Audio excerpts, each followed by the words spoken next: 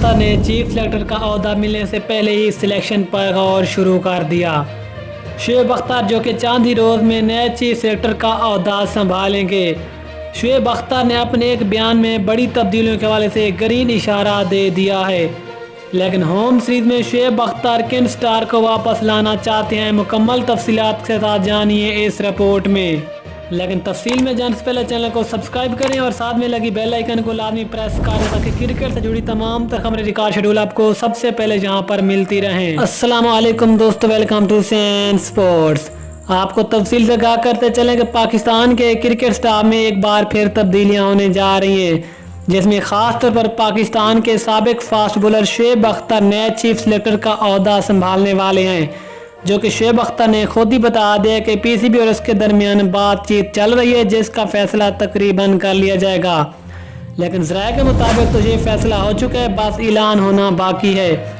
شعیب اختر جو کہ ہمیشہ سے اپنے یوٹیوب چینل اور ٹی وی پر بار بار کہتے تھے کہ پاکستان کو دلیر کرکٹ کھیلنی چاہیے اور ایسے پلیئر جو میدان میں جا کر اپنے اوپر سے خوف ختم کریں اور تگڑی کرکٹ کھیلیں، تو وہ وقت اب آنے والا ہے جب شعیب اختر خود ہی پاکستانی ٹیم کی سلیکشن کا انتخاب کریں گے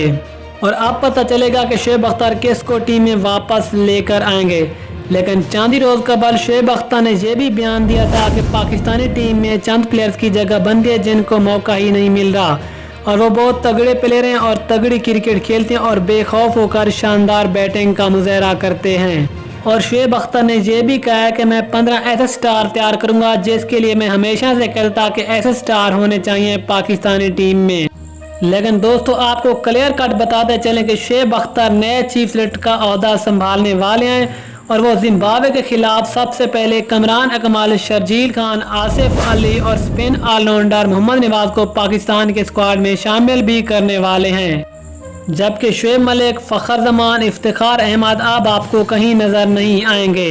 لیکن یہ پیش گوئی ہم نے صرف شعیب اختر کی باتوں سے کی ہے جو وہ آ کر ٹی وی اور یوٹیوب چینل پر کہتے ہیں، لیکن کل کو وہ کیا ٹیم سلیکٹ کرتا ہے یہ تو وقت پر پتہ چل جائے گا۔ تو دوستو سب سے پہلے تو آپ نے یہ بتانا ہے کہ آپ نے شعیب اختر کو چیف سلیکٹر کو دیکھنا چاہتے ہیں یا پھر نہیں،